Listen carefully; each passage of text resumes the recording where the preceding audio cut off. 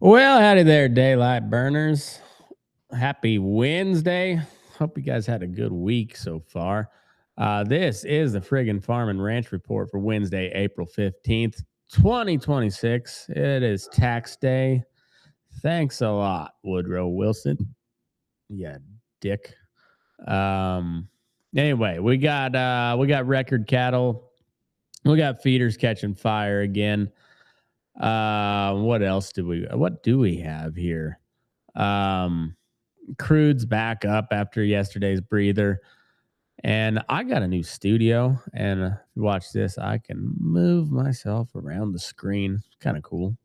Um, anyways, Crude is back up after yesterday's breather, and now the blockade story just went from threat level midnight to fully enforced. We're gonna hit the board, the beef, the burns in Nebraska, some Mexico border chatter, screwworm, diesel, grazing policy. What else we got? We got a little bit of a shorter war reel on what changed since yesterday. And today's call, bullish on cattle, making records. 75% confidence. Tight supply band still beats every bearish argument on the board. And the blockade got real. Crude bounced back, and the cattle didn't really flinch. Before we get into the show, though, I would like to find my. Here we go. Now we're in screen share mode here because we're talking about Lone Star Stockyards. They're in Wildorado, Texas. See how I can just pop in and out. I'm here, I'm there. You never know where I'm at. They just finished their sale up yesterday, 2 days ago, if you're listening to this tomorrow. But on their Tuesday, April 14th sale, USDA reported 1,225 head. 5 to 7 weight heifers were 15 to 20 higher. Other classes were not well tested, but all classes sold strong. These guys are really good people. If you got cattle to move and you want a market that still believes in discovery instead of excuses, go check out Lone Star Stockyards. They're good cattle. They got real buyers and a barn that understands you don't stay in business by wasting producers' time. So whether you're moving calves, yearlings, or weighing options on bred stock, Lone Star Stockyards is where the price gets found and checks get earned. So go check them out. You can give them a holler over there. Office number is 806-677-0777. You can call Bill Martin. He's the owner over there, 970-302-5834. And then Sheldon Field is the yard manager, 806-736-0040. Go give them a holler. Check them out at their Tuesday sale. You can watch live, or better yet, just go in, grab a taco up from the food truck there, and watch the cattle sale. Maybe bid on a few yourself. Get frisky. Do it. You've earned it. But let them know you heard about it on the friggin' Farm and Ranch Report on the Burning Daylight Network. We also, up in north central Nebraska, we got the old reliable Atkinson Livestock Market. They're new to the show, but they're our friends already. They flat know the cattle business. They move volume, they bring the buyers, and they're built on the kind of reputation you only get by doing it right over and over. So if you're in the Sandhill country, they're off of Highway 20, I believe. I gotta see my email. Highway 20, I'm pretty sure. There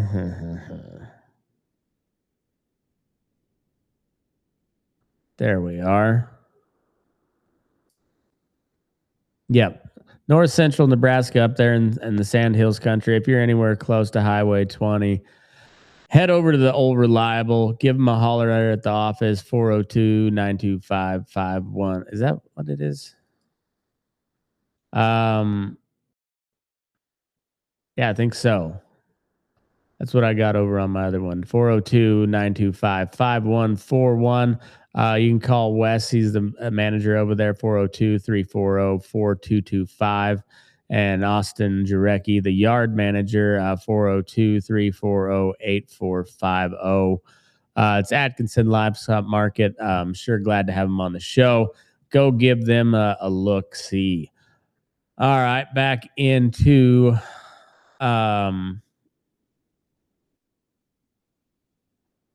livestock snapshot. So go to the board, April live cattle. I'm going to move myself out of the way here. Look at that. Man, that is cool. Let's go to the board, April live cattle settled Tuesday at 252 and 55 cents. 252.55, up $1.90 from Monday. And another fresh all-time high. Midday Wednesday, they were the front end was only off about 45 to 90 cents, which tells you that this thing has no fear in it. June live cattle sitting around 249.20, about $2 higher, and still bumping up against that contract high of 249.95. Cash cattle were quiet, but the Fed Cattle Exchange kind of told you all you needed to know. There was 0 sales on 1,222 head, with bids at 246 to 248, and nobody was willing to let them go. So it's not a bearish signal at all. That is your show list guys saying, come back with a bigger pile of money. The feeders were the headlines today. On Wednesday, they're up $2, up $2.50 to $4.15, depending on the contract. The feeder index was 375.02 on April 13th, up 108, and still only 275 off the all-time high. So we got tight calves supply. We got tight placements, and nobody's really tripping over themselves to sell anything at the moment. Hogs and corn fed competition and outside noises are all still secondary to the one fact that the cow herd is historically low, and the feeder pipeline is thin because of that. All right. On the beef, where do I got to go? Boom, right here in the middle. Bam. Choice box beef was at 382.02 and the select at 379.23. So for the first time in 5 days, the choice select spread is back on the positive side at 279. Friday, that spread was inverted at negative 44 cents, and earlier it was even uglier than that. So the inversion that I've been talking about has been corrected, at least for now. It wasn't just me talking about it, but on this show, I'm the only one talking, so shut up. That tells me that some of the lean trim panic is easing, and the beef complex is trying to act a little bit more normal. Tuesday's slaughter was 112,000 head. With the weekly slaughter go through Thursday is 216,000 head, down 17,500 from the comparable stretch. Smaller kill, smaller herd, and the Packers are still fighting for leverage. So it's same song, just a lot more drums involved. It's getting louder. It's like it's just that crazy Yoko Ono song where she was like, yeah, yeah, yeah, yeah, yeah, yeah, yeah, and Chuck Berry was like, you get your bitch on a leash. This is wild, but that's kind of what it's like. But then they just add drums into it, so the vocals have to scream louder. That's kind of what the cattle market seems like. I'm no expert, by the way. I'm reporting what I read, what I see, and try to make sense of it. I don't know if I am. You'll have to tell me. All right. On the grains and energy side, May corn is at 443, which is up 2.75 cents. Cash corn's around 405, which is still below that 450 feeder panic threshold I kept talking about yesterday. Chicago wheat after Tuesday's 8%, 8% face ripper is still holding a continuation bid of around 586. Excuse me. Soybeans around 1166, still sagging under the Brazilian 180 million metric ton wall of soybeans. So your feed picture is not real friendly, but it's not full blown panic in corn. Wheat is riding the war market, and beans are just all over the place worldwide. Oh, look at that. Fit over here in the corner now. Boom, as I'm about ready to move on to the next slide. But look at that. Look how neat that is. Boom. This slide was out of place. So on cattle and beef side of things, where is that slide at? I don't know where it went to.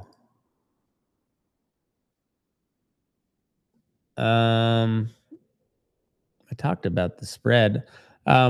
Anyway, we'll go back up here. Boom. I can't move this one around, but the other ones I can. So the real cattle story is the board printed another record. The cash isn't really moving because sellers don't have to. And box beef inversion finally stopped looking like a carnival, the wacky mirrors at the carnival. That's a bullish market, but it's not an easy money bullish market. It's very much a don't screw it up market. So if you got leverage, you got to use it carefully, and if you got grass, you got to protect it. And if you got calves, keep them sons of bitches alive, because every input decision matters now because the value of that animal is higher than ever. So now layer in your domestic stories. That's where my slide is. That's back at Atkinson Livestock. I'm still getting used to my new setup here, guys. Still getting used to it. All right, and guess what? I'm going to shrink myself down so you can see this better. Boom! Look at that. Wow. All right. So the Nebraska wildfires burned more than 800,000 acres and displaced over 40,000 head. Ranchers out there are saying that some of the country may not carry cattle this year, and herd rebuild in that particular region just got kicked back at least another year. At a 75-year low cow herd, losing time in the Sandhills is not some local sob story, because there's a big part of the national supply story. The board might be in Chicago, but the supply starts where there's dirt and sometimes grass, and never enough rain unless it's too much. But out somewhere outside of the spreadsheets, there are cattle grown, and that's what we're looking at here. And Nebraska got real tough to grow cattle in that part of the world this year, at least for this year anyhow. So then there's the Mexico border opening angle. USDA is signaling it is evaluating a phased reopening for feeder cattle, with Douglas, Arizona. With Douglas, Arizona looking like the first logical crack in the wall, and the big beautiful wall. Douglas, Arizona. I've never been there, but I am familiar with that town quite a bit. I've received a shit pot load of cattle from Douglas, Arizona, and Santa Teresa, New Mexico, hauling Mexican cattle up to Smith Valley cattle feeders in beautiful Smith Valley, Nevada. I can say that out loud there. I don't work there anymore now, so I can say it out loud. All right, so that may ease a little bit of pressure on supply. Not right away, because if you've seen many of the Mexican steers coming up, they're feeder steers, but then they're also on quarantine at the border for a couple of weeks, and then they're on a long truck ride, or at least the ones I dealt with, to Smith Valley, Nevada, and they're a little wrung out by the time they get there. They're not real heavy coming across, anyways, and then they shrink up pretty good because it's a quarantine lot, not a finishing lot. So they keep them alive, keep them healthy ish. And then once they clear quarantine, on they go. So it's going to be a minute before any of those little bastards are going to make a stake. So it's good in the meantime, especially if you got grass, because usually it's people got cattle and no grass, which is pretty good chunk of the Nebraska sandhills right now. But I think a lot of places out in California where they got a lot of grass, great, excellent cattle country, probably looking for some cattle, because a lot of people sold off over the drought, and it'd be good for like the Flint Hills of Kansas, typical places that run Mexican steers. But don't kid yourself. It's the one port opening is not going to suddenly flood the market with calves or mama cows to replace calves. It's I heard this tight. It's a margin story more than anything, and definitely not a trend changing story, at least not at the moment. Okay, so on the energy and input side, energy matters because war premium is back in the barrel. Brent is back up. The Brent crude oil exchange is back up around $100 a barrel after yesterday's pullback down to about 95. West Texas has dipped a little bit into the upper 80s, low 90s, and the national diesel average is 562. And just 20 cents off the all-time record of 582. The EIA said that diesel could peak above 580 this month. So yeah, this week could set another diesel record if the Hormuz keeps Hormuzing or doesn't Hormuz enough, depending on how you look at it. I don't know. I've been talking about it a lot, so don't get fooled. I'm not an expert Hormuzer, so keep that in mind. Always keep that in mind, that the people you may suspect to be an expert Hormuzer may in fact not be. And I, in fact, am not one, but I'll talk a good game, okay? Fertilizer and freight are still riding shotgun with oil. We already covered the urea and DAP spike earlier this week, and that story hasn't been invalidated at all by the one-day crude pullback. So if the energy stays hot and the shipping lanes are under threat, your costs to run cows, to plant feed, to move hay, to haul cattle, to do anything at all is going to stay elevated. Elevated AF, most likely. Record cattle prices make a man feel rich right up until the diesel, and then the note payments, and then your mineral tubs, and new pair of boots, and well, then that saddle that you need to replace, well, patch it up again. Sorry, old Bucky. We're gonna have to ride this one another year because didn't those high dollar calves didn't bring as much as I thought they were going to. They brought all the money, but they cost all the money too.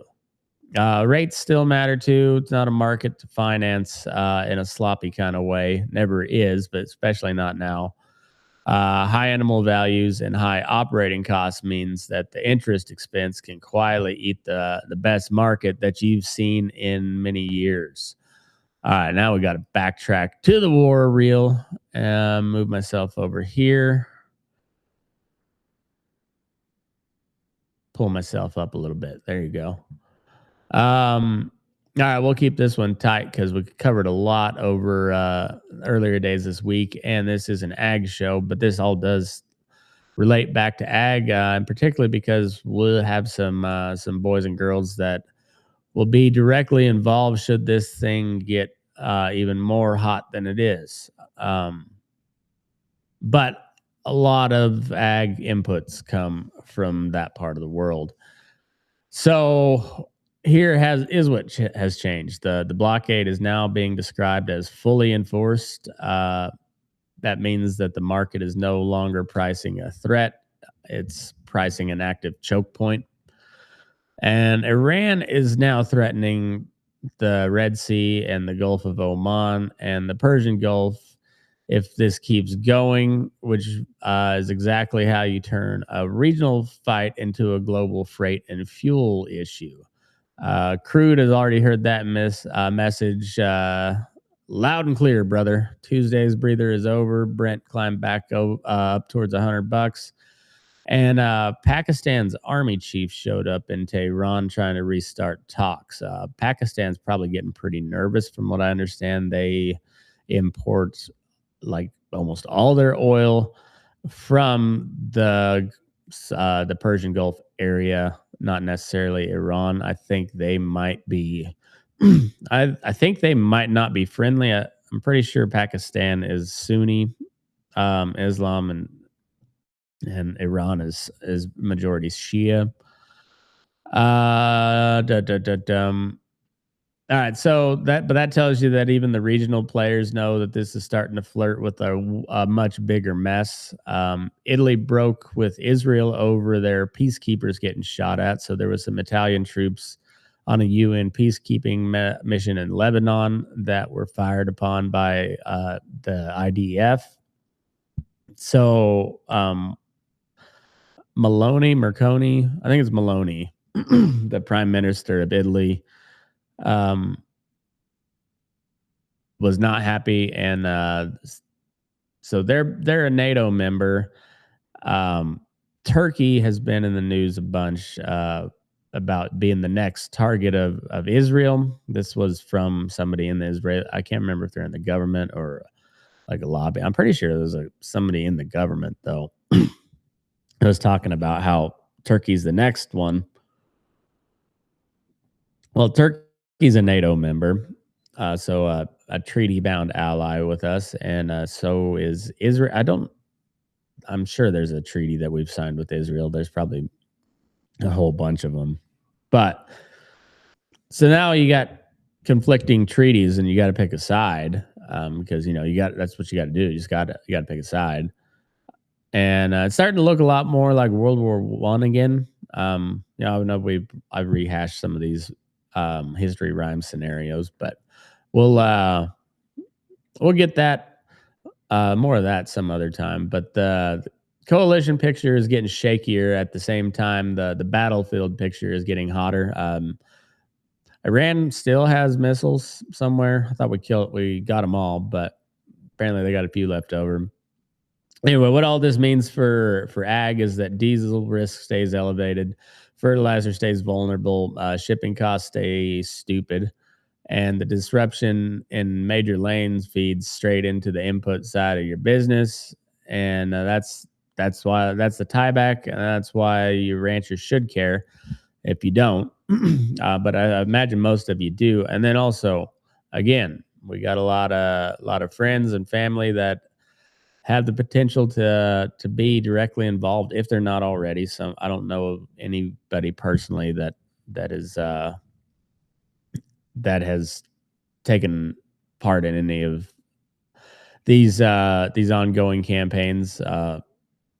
Not that I would know necessarily anyhow, but I'm not aware of anybody that I know personally. But plenty of them are out there, and so say a prayer for them, keep them safe, and let's get this thing wrapped up. However, it's going to be, let's get it done. On the policy and range side of things, so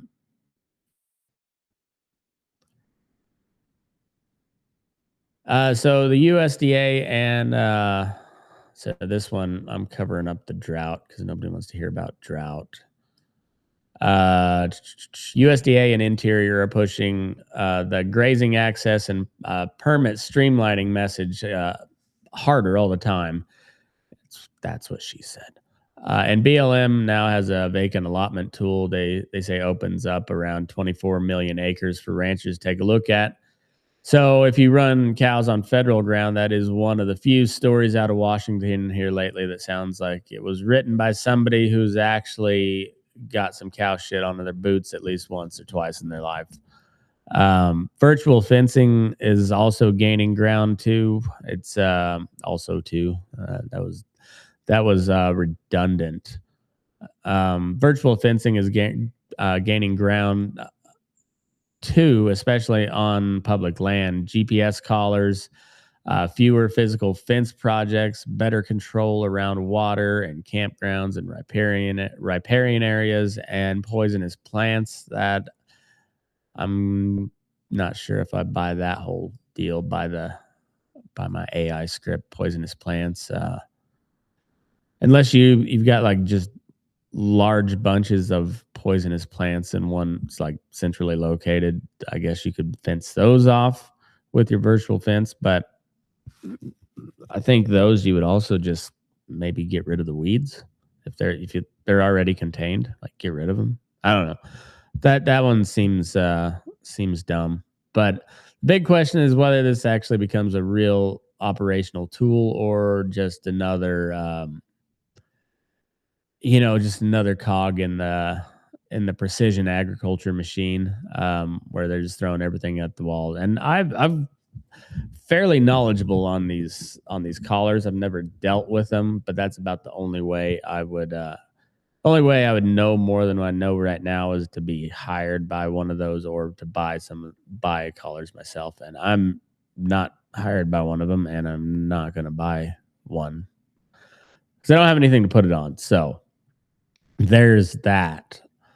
All right, and then the 2026 grazing fee is getting bumped up from 159 to 169 per animal unit month, or AUM. Still very cheap compared to private rates, but it's a political punching bag and worth keeping an eye on. The screwworms remain a real big problem. The latest update shows that 54 active cases in Tamaulipas and in Nuevo Leon, and 1,255 active cases across the 22 Mexican states collectively. The closest active case is about 150 miles from Texas. But spring temperatures are rising and migration risk rises with them. And that sterile fly facility in South Texas can't get online fast enough. So the weather's not done either. The 15 tornadoes were confirmed Sunday across the upper Midwest and Central Plains. And more severe weather risk hangs over Dallas, Oklahoma City, Kansas City, and Des Moines all through the week. Drought still covers. We'll cover up the screwworm now because nobody wants to talk about that, and we'll talk about the drought, even though I don't want to. But 50.18% of the lower 48 states, with though parts of the plains and the Midwest caught enough rain to improve the map sun. That is good. But and it was needed, but it's not enough. A lot of the Southwest and a big chunk of the West still very much in need of a big, heavy drink. All right. On this day in history, 1874, April 15th, 1874, George Harrison Shull was born. He is the father of hybrid corn.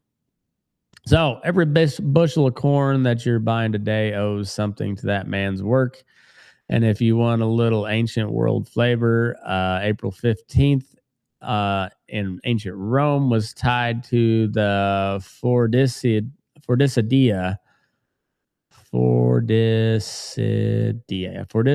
festival, which celebrated crops, fertility, and cattle, and all the old reminders that this business has always been about life and risk and timing. So that's all I got for you on your Wednesday. We got record cattle prices. We got feeders still climbing. Box beef back to a positive spread. Oil's back up around $100 a barrel. Diesel's breathing down the all-time high. Nebraska got burned up. Screwworms are all over Mexico. Border reopening talk is getting louder, and the BLM says there's federal ground available if you can navigate the paperwork. There's never been a harder time to run cattle, and never been a better time to get paid for it. So that means you can't get careless. It means you got to protect your margin, know your risk, and then you don't let a good board trick you into any stupid decisions. If you got any questions, concerns for me, send them over my way. It's matt@burning-daylight.com. Send me an email or send me a DM on any of the social media outlets, but please go subscribe to burningdaylight.substack.com. Check out the links to the app. If you can't find them, shoot me a message and I'll get them to you. But go check them out, play around with them, take them for a drive, see what you think. Let me know. Now move your ass. We're burning daylight.